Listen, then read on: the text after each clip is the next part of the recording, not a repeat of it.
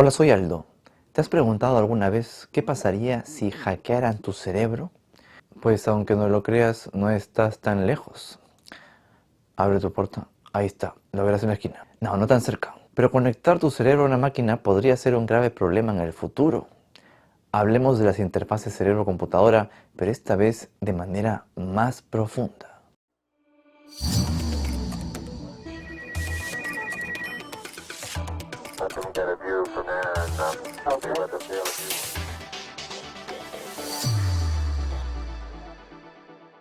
Antes de empezar, me gustaría hablarles de nuestro auspiciador del día de hoy, Surfshark. ¿Les suena VPN o Virtual Private Network? De repente sí. Si de repente no te suena y no crees que te podría servir, pues podrías estar equivocado. ¿Alguna vez te has conectado a una red Wi-Fi pública o has iniciado sesión en una red de trabajo o has ingresado a tu cuenta bancaria desde una red doméstica? En cualquier caso de estos, estás expuesto a gente malintencionada que puede adquirir tus datos. Pero por suerte existen las VPN como Surfshark que te da una conexión segura para tus dispositivos cuando accedes a la red. Y si tu conexión es segura, tu información permanece privada.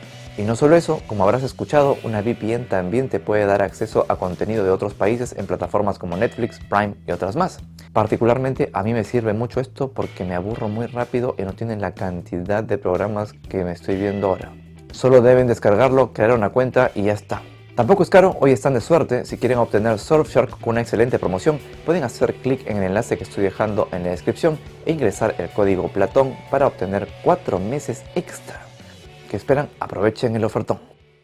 Ahora sí, al video. ¿Recuerdan Neuralink, el chip que se inserta en el cerebro para fusionar mentes humanas con máquinas? De hecho que sí, ¿cómo no se van a acordar si regularmente lo mencionamos por aquí? El primer video que hicimos hace unos años sobre este avance lo hicimos en un tiempo en el que había mucho escepticismo sobre si realmente funcionaría. En la actualidad, Neuralink no es la única empresa que lo está haciendo. Gracias a una serie de ensayos con estos dispositivos, cada vez más personas paralizadas por lesiones de la médula espinal, accidentes cerebrovasculares o afecciones motoras están recuperando habilidades que habían perdido gracias a nuevas interfaces cerebro-computadora o BCI por sus siglas en inglés. El potencial de esta neurotecnología, especialmente en el campo de la medicina, es muy amplio. Por ejemplo, estos dispositivos podrían diagnosticar conmociones cerebrales en deportes de contacto o advertir a pacientes epilépticos sobre convulsiones inminentes. Además, estos dispositivos pueden rastrear el deterioro de las funciones cerebrales que están asociados con enfermedades como Alzheimer, la esquizofrenia y la demencia. Pero por más bonito que parezca, el futuro de esta tecnología es incierto. Algunos defienden la idea de que estos implantes no solo servirán para ayudarnos a sobrellevar lesiones, sino que serán una excelente herramienta que permitirá a los humanos competir con la superinteligencia artificial, que ya está a la vuelta de la esquina. Tampoco tan cerca. De repente a 3 cuadras. Otros, sin embargo, no son tan positivos. Piensan que en el futuro estas tecnologías podrían manipular nuestra percepción, nuestros recuerdos, nuestro comportamiento y nuestra identidad. Y es que aunque las BCIs son asombrosas, la relación entre la actividad cerebral, los pensamientos y las acciones sigue siendo extremadamente compleja. No podemos negar que la idea de implantar recuerdos o descargar habilidades es muy atractiva, pero presenta desafíos considerables que aún tenemos que superar. ¿Pero cómo funcionan exactamente las BCIs? Pues primero detectan las señales eléctricas de las neuronas a través de discos metálicos, cables o electrodos que se colocan en el cerebro debajo del cráneo o sobre el cuero cabelludo. Esta información se envía a una computadora donde se procesa y se traduce en comandos que pueden permitir, por ejemplo, que una persona escriba una frase o controle un dispositivo robótico. Como hemos visto en otros videos, hace décadas que los científicos pueden extraer datos del cerebro de esta manera. En 1998 se implantó la primera BCI invasiva en el cerebro de Johnny Ray, un constructor que quedó casi totalmente paralizado tras un derrame cerebral. Ray aprendió a ajustar las señales de su implante para deletrear palabras imaginando que movía la mano para mover un cursor sobre un teclado. Sin embargo, estas primeras BCIs tenían una funcionalidad limitada y eran poco fiables. Requerían semanas o meses de entrenamiento y permitían seleccionar solo unos pocos caracteres por minuto, además de estar propensas a errores. Uno de los problemas era que los dispositivos, que eran compuestos por unos pocos electrodos, no captaban suficientes datos. ¿Y por qué eso es un problema? Porque el cerebro humano tiene miles de millones de neuronas conectadas de manera intrincada. La investigación sugiere que son los patrones de actividades en grupos de neuronas y no en células individuales los que determinan nuestros pensamientos, acciones y percepciones. Entonces, para descifrar esos patrones, los investigadores de BCI necesitaban una tecnología capaz de captar las señales individuales de muchas neuronas al mismo tiempo, y así fue como lo empezaron a hacer. Durante su investigación se dieron cuenta que las señales más útiles para personas con parálisis provenían de la corteza motora, que es la encargada de planificar y ejecutar movimientos. Durante los experimentos con pacientes, los electrodos se colocaban en la región de la mano, ya que imaginar movimientos manuales es sencillo para los pacientes, facilitándoles tareas como manipular un brazo robótico. En el 2004, esta tecnología se usó por primera vez en personas con parálisis, haciendo que un voluntario pudiera controlar un cursor y operar una prótesis mediante el pensamiento. El limitante en aquel entonces era que los algoritmos eran muy simples y los científicos sabían que con algoritmos más potentes sería posible descifrar patrones neuronales complejos que ayudarían a abrir nuevas vías para entender los procesos cerebrales. Y también así pasó. Con las nuevas tecnologías, en el 2021, Dennis DeGray, una persona que quedó paralizada tras una lesión en la médula espinal, estableció un récord de velocidad en mecanografía virtual visualizando que escribía en un bloc de notas. Al año siguiente, los científicos identificaron los códigos cerebrales para gestos de la mano y movimientos individuales de los dedos. Y el año pasado, en 2023, se logró que Gerd Jan Oskam, una persona con parálisis en las piernas, caminara y subiera escaleras mediante un dispositivo que combina inteligencia artificial y estimulación de la médula espinal, creando un puente digital entre el pensamiento y la acción. Estos avances están desafiando nuestra comprensión acerca del cerebro.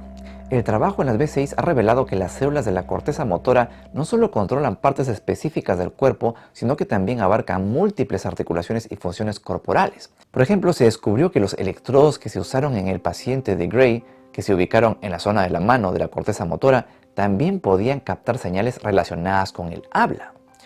Esto fue toda una sorpresa para los investigadores, ya que suponen que las áreas cerebrales podrían estar más especializadas en acciones complejas que en partes del cuerpo individuales. Este fascinante descubrimiento sugiere que la corteza motora no está organizada de manera estricta por partes del cuerpo, sino por conceptos y acciones más complejas.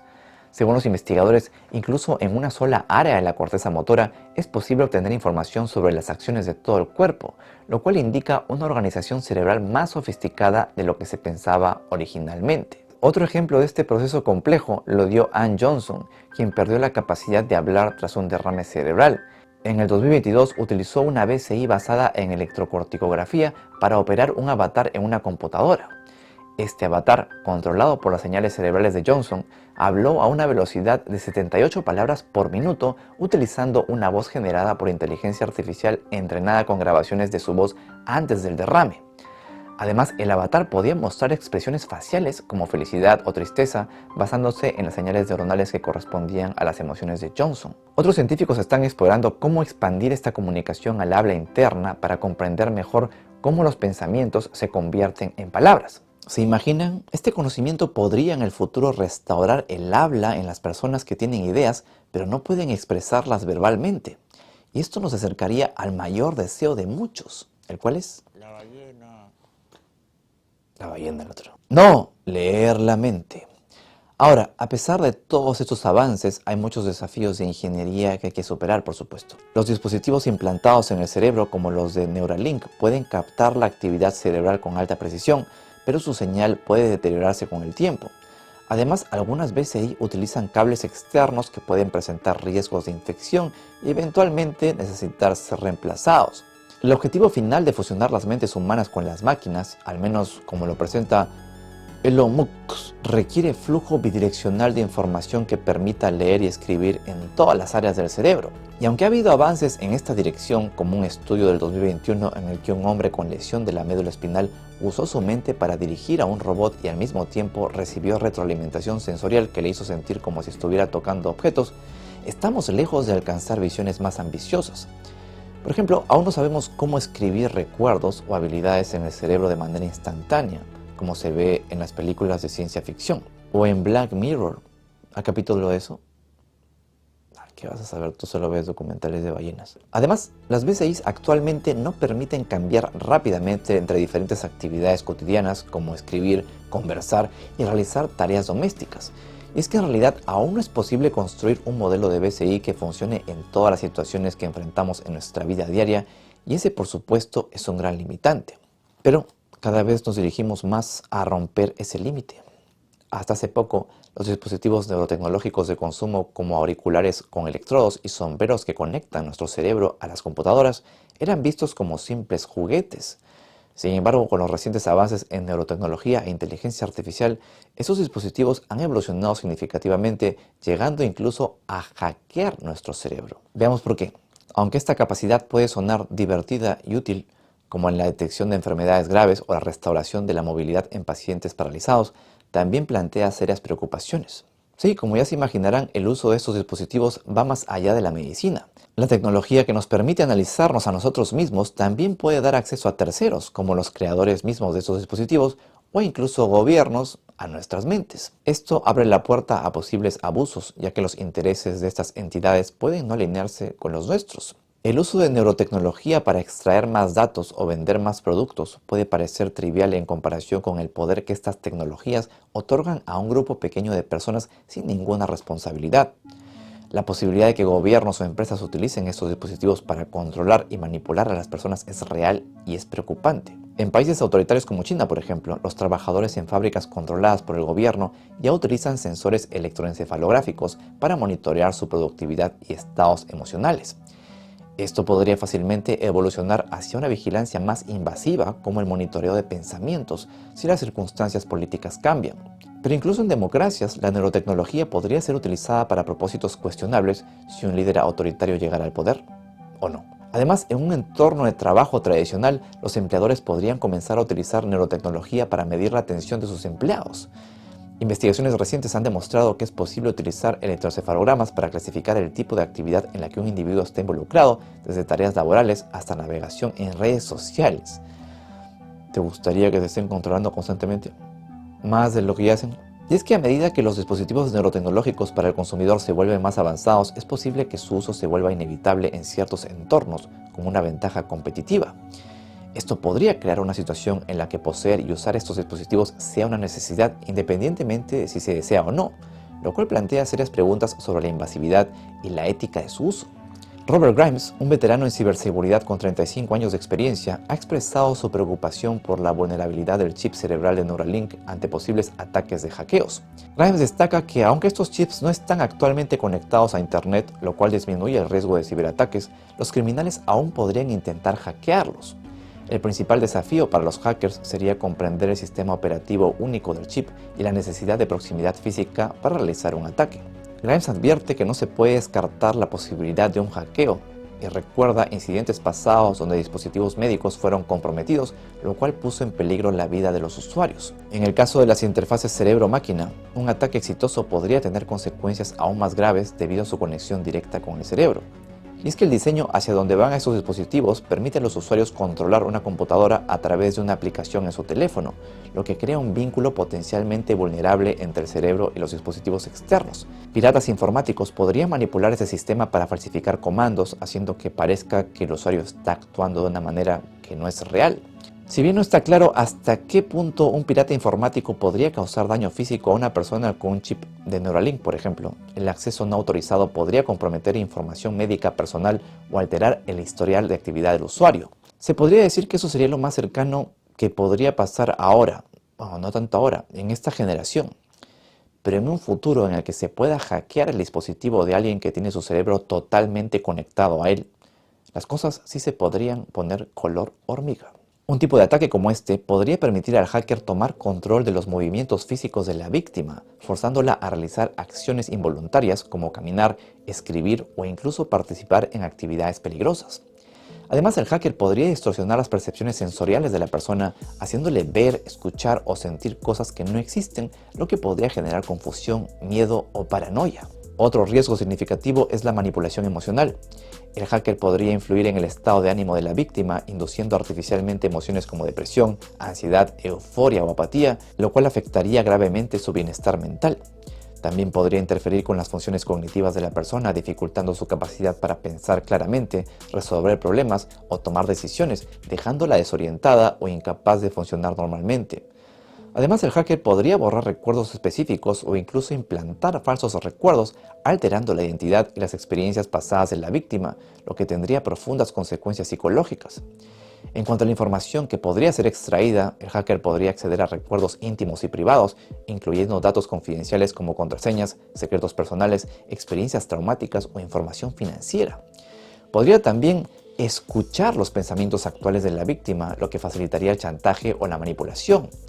El hacker tendría la capacidad de mapear las preferencias y sesgos subconscientes de la persona, usándolos para manipular su comportamiento en ámbitos como compras, opiniones políticas o relaciones personales.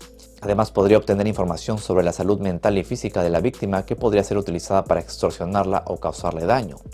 Ahora, si el cerebro estuviera conectado a una red más amplia, el hacker podría acceder a pensamientos, recuerdos o información compartida con otras personas conectadas, obteniendo detalles sobre sus conexiones sociales. Una cosa sí es cierta, ese futuro está muy lejano, pero con la integración de interfaces cerebro-computadora en la atención sanitaria en estos días, los riesgos son mayores que nunca. Es por eso que a medida que esta tecnología se convierte en realidad, es vital desarrollar fuertes medidas de seguridad para proteger a los usuarios contra la piratería y el acceso no autorizado. ¿Te imaginas un futuro así, en el que te puedan hackear tu cerebro?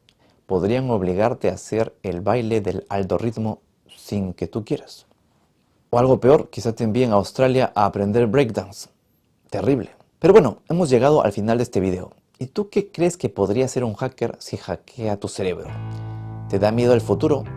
¿O te gustaría que accedan a tus pensamientos más íntimos porque no le temes a nada, solo a su indiferencia? Haznos saber acá abajo en los comentarios, y si no sabes qué comentar, ya sabes, comenta cualquier cosa para favorecer al algoritmo.